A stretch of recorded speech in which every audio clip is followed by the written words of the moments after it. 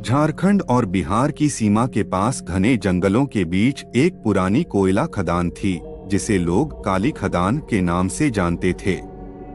करीब 40 साल पहले वहां एक भयानक दुर्घटना हुई थी। एक ही रात में 73 मजदूर खदान के अंदर फंस गए थे। बचाव दल कई दिनों तक कोशिश करता रहा, लेकिन किसी को जीवित नहीं बचा पाया। कुछ समय बाद खदान को हमेशा के लिए बंद कर दिया गया।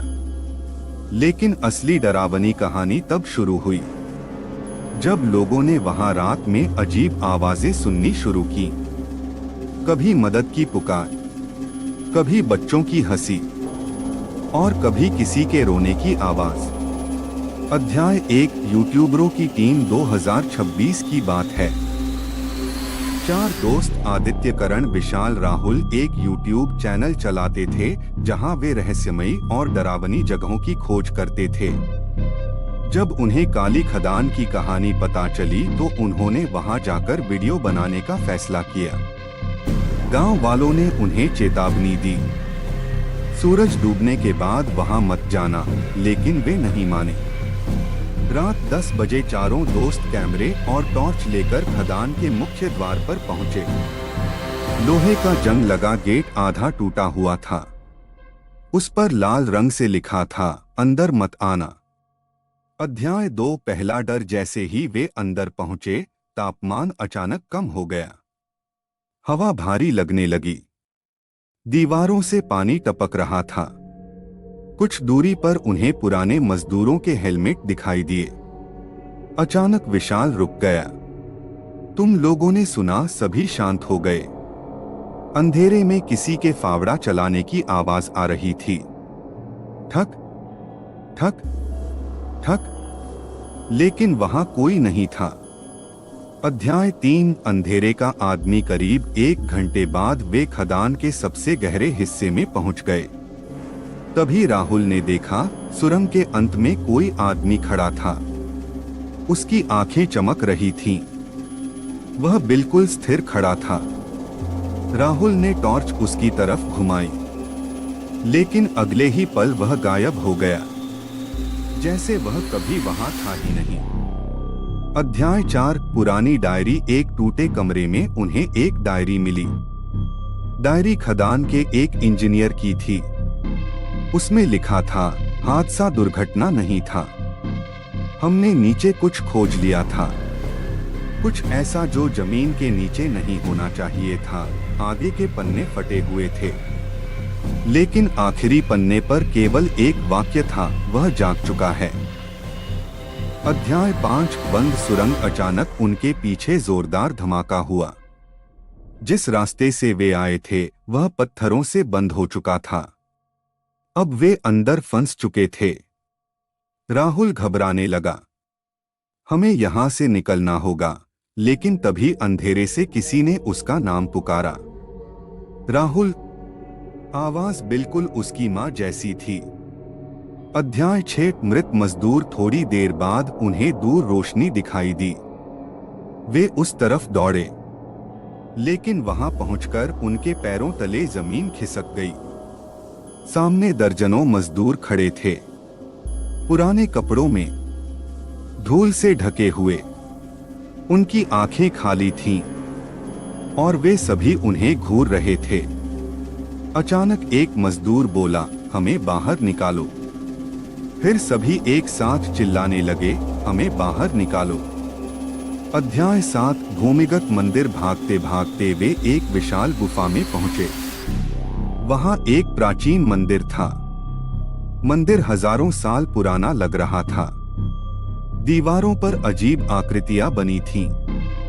एक मूर्ति के नीचे लिखा था, अंधकार का रक्षक। तभी जमीन कांपने लगी और मंदिर के पीछे से एक विशाल छाया निकलने लगी। अध्याय 8 असली सच्चाई। मंदिर की दीवारों पर लिखे शिलालेख पढ़कर आदित्य को पता चला, सदियों पहले यहाँ एक दुष्ट शक्ति को कैद किया गया था।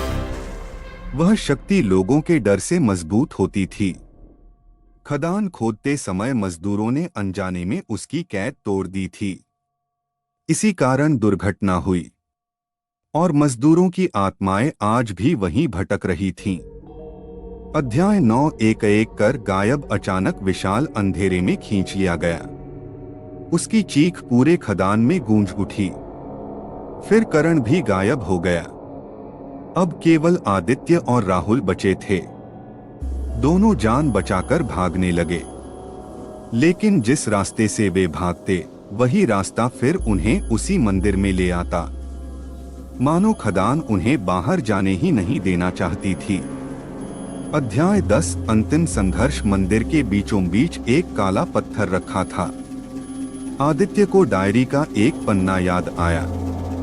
उसमें लिखा था, अगर वह जाग जाए तो उसके हृदय को नष्ट कर दो। उसे समझ आया कि यही पत्थर उस शक्ति का केंद्र है। उसने पूरी ताकत से पत्थर पर लोहे की छड़ मारी। एक भयानक चीख गूंज उठी। पूरी खदान हिलने लगी। अध्याय 11 बाहर की दुनिया। अचानक सब कुछ सफेद हो गया। जब आदित्य की आंख खुली, वह खदान के बाहर पड़ा था। सुबह हो चुकी थी। राहुल उसके पास बेहोश पड़ा था, लेकिन विशाल और करण कहीं नहीं थे। उनका कभी कोई पता नहीं चला। अंतिम मोड़। कुछ दिनों बाद आदित्य ने रिकॉर्ड की गई वीडियो देखी। वीडियो के आखिरी हिस्से में एक डरावनी चीज दिखाई दी। जब वे मंदिर में थे, उनके पीछे सैकड़ों मजदूर खड़े थे, लेकिन कैमरा बंद होने से ठीक पहले उनमें से एक मजदूर ने कैमरे की तरफ देखकर मुस्कुराया और उसके होंठ हिले, हम अभी भी यहीं हैं। उपसंहार। आज भी काली खदान के पास रहने वाले लोग दावा करते हैं कि रात के समय वहां से फावड़ा चलने की आवाज आती है। कुछ लोगों का कहना है कि उन्होंने अंधेरे में धूल से ढके मजदूरों को चलते हुए देखा है, और जो लोग उस खदान के अंदर जाने की हिम्मत करते हैं वे अक्सर वापस नहीं लौटते।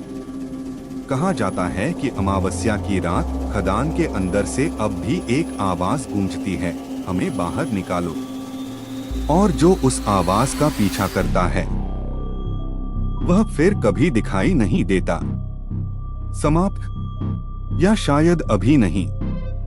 ऐसे कई रहस्यमयी घटनाएं कभी कभी हमारे साथ हो जाती हैं, जिसका हमें कोई अनुमान नहीं होता है।